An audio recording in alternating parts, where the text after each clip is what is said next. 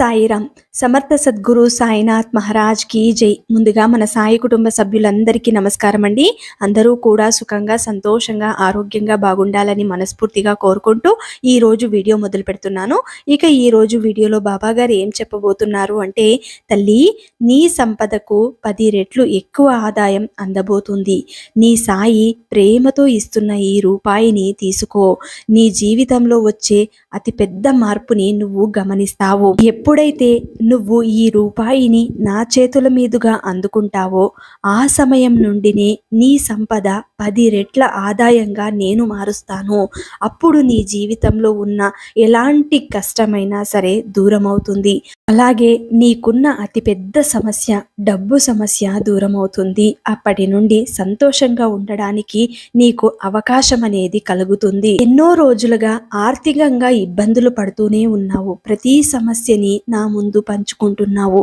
నీ జీవిత సమస్య ఒక డబ్బుతో ముడిపడి ఉంది. కాబట్టి ఈ రోజు నమ్మకంతో, శ్రద్ధ భక్తులతో నేనిచ్చే ఈ చిన్న కానుకని నువ్వు తీసుకోగలిగితే ఇక మీదట ఎలాంటి డబ్బు సమస్య లేకుండా నువ్వు జీవితంలో సంతోషంగా ఉండడానికి మార్గం ఏర్పడుతుంది. అంతేకాదు, ఎవరి నుండి అయితే నువ్వు ఇంతవరకు ఇబ్బందుల పాలు అవుతూనే ఉన్నావో అలాంటి సమస్య కూడా నీకు దూరం అవుతుంది. తల్లి, నువ్వు చేసే ప్రతి పనిలో కూడా దృష్టిని పెట్టు. నువ్వు చేసే వృత్తిలో నీకు పట్టుదల ఉండాలి. అప్పుడే నువ్వు ఏదైనా సరే సాధించగలుగుతావు.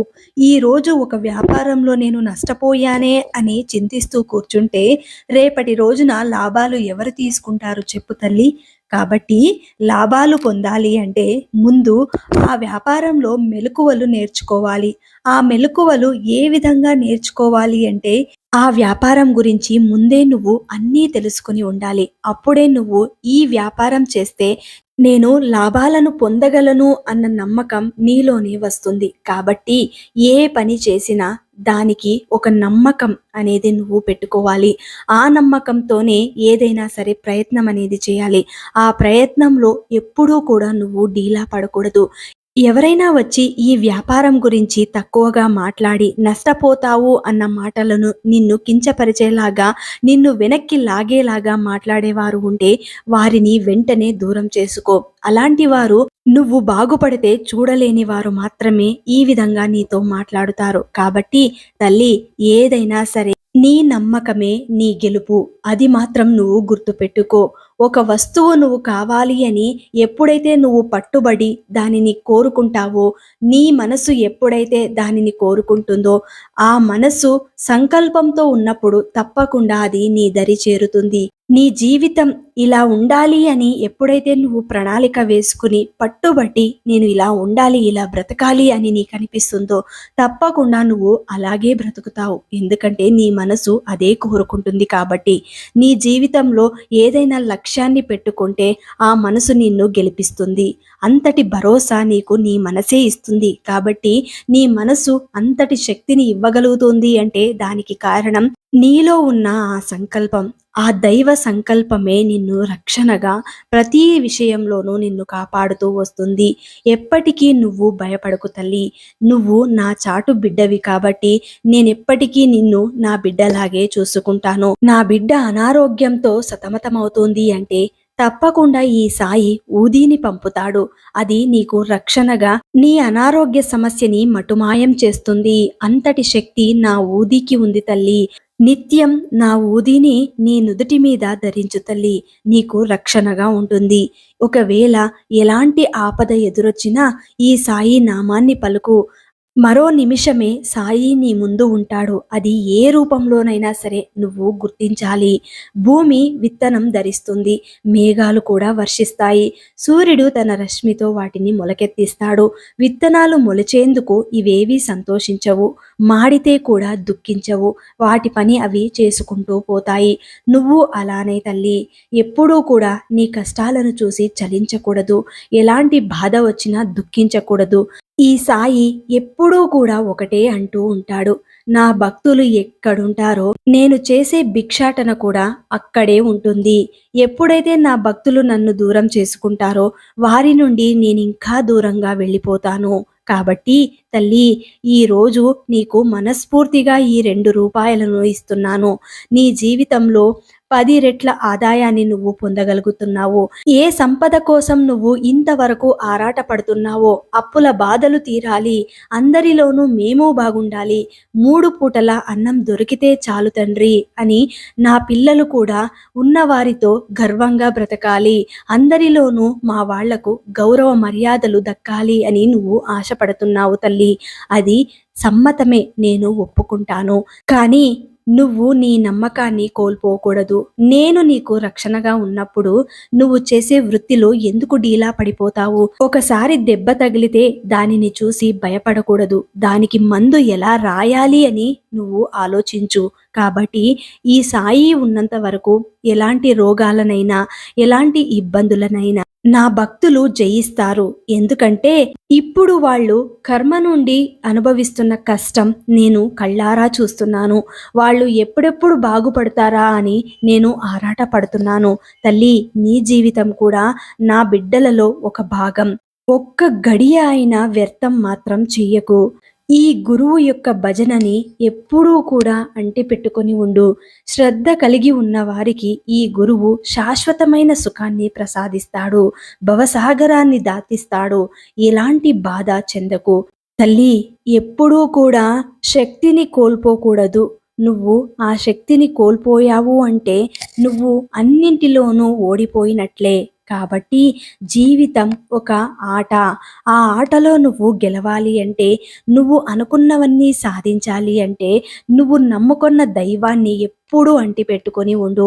ఆ దైవ అనుగ్రహం ఎప్పుడైతే నువ్వు పొందగలుగుతావో ఆ రోజు నువ్వు అన్నీ గెలిచినట్టే. ధైర్యవంతులు, బుద్ధిమంతులు ఎప్పుడూ కూడా ఎంతటి కష్టం వచ్చినా కూడా వాళ్ళు కలవరపడరు తెలుసా. షిరిడీలో అడుగు పెట్టగానే నువ్వు అనుభవించవలసిన కర్మలన్నీ కూడా అంతమైపోతాయి. లోకులు పలు రకాలుగా మాట్లాడుతారు. నీ మానాన నువ్వు ఉండు తల్లి. అదే నేను చెప్పేది. ఎప్పుడైతే నువ్వు ఇతరుల విషయాలలో కల్పించుకుంటావో ఆ సమయంలో నువ్వు నన్ను బాధ పెట్టిన దానివి అవుతావు. ఎందుకంటే నువ్వు నా బిడ్డవి. నువ్వు ఇలా మాట్లాడకూడదు. నా బిడ్డ ఎప్పుడూ కూడా శ్రద్ధతో, సబూరితో ఉంటుంది. నా బిడ్డ ఎంతో సహనం కలది అని నేను గొప్పగా చెప్పుకుంటాను నా అల్లాతో. కాబట్టి తల్లి, నువ్వు ఎప్పుడూ కూడా నా నమ్మకాన్ని వమ్ము చేయకు. నేనెప్పుడూ నీ వాడినే, నీతోనే ఉంటాను. ఎప్పుడైతే నీ నోటిన ఈ సాయి నామాన్ని పలుకుతావో వెంటనే నేను ప్రత్యక్షమవుతాను. ఈ సాయి ఉన్నంత వరకు ఆ సాయిని నమ్ముకున్న భక్తులందరికీ కూడా నేను రక్షణ కవచంగా మారుతాను. తల్లి, ఎప్పుడైతే నువ్వు ధైర్యంగా నిందలను మోస్తావో, దూషించిన వారిని సహించుకుంటూ వెళతావో అలాంటి బిడ్డలను నేనెంతగానో ఇష్టపడతాను. ఈ పాదాలు చాలా పురాతనమైనవి తల్లి. నీ చింతలన్నీ ఇక్కడ వదిలిపెట్టు. నేనిచ్చే ఈ ధైర్య సందేశం నా యందు పూర్తి విశ్వాసమును ఉంచి వెంటనే నేనిచ్చే ఈ చిరు కానుక తీసుకో. నీకు సంపదను తీసుకొస్తుంది. మనం ఎప్పుడూ కూడా మంచిని ఆలోచించాలి, యోగ్యమైన దానిని ఉపదేశించాలి. ఎవరి కర్మ ఎలా ఉంటే అలాగే తప్పకుండా జరుగుతుంది. వారి కర్మలకు వారే బాధ్యులు. కాబట్టి తల్లి, నువ్వు మాత్రం మంచిని మాత్రమే గుర్తించు. ఎప్పుడూ నీ నోట చెడు మాటలు, చెడు సావాసాలు, ఇలాంటి మాటలు, ఇలాంటివి నువ్వు పలకనే కూడదు. కాబట్టి ఇతరులకు చేతనైతే కొద్దిగా సహాయం చేయడానికి ప్రయత్నం చెయ్యి. ఒకవేళ నీకు అంత శక్తి లేదు అనుకో, ఇక దాని గురించి ఆలోచించకు. నీకు నీ కుటుంబం ఎంత ముఖ్యమో నాకు నా బిడ్డలు అంతే ముఖ్యం. కాబట్టి నువ్వు నీ కుటుంబ బాధ్యతలను పూర్తిగా తీసుకొని వాటిని పరిపూర్ణం చెయ్యి. నా నామస్మరణం చేసే వారిని నేనెప్పుడూ గుర్తుంచుకుంటాను. ఎప్పుడైతే నీ చేత కాదో నిస్సహాయ స్థితిలో ఉంటావో ఆ క్షణం నేను చెప్పేది ఒక్కటే, మనసులో ఈ సాయిని తలుచుకో. మౌనంగా కాసేపు కూర్చో. నీకు అంతా బోధపడుతుంది.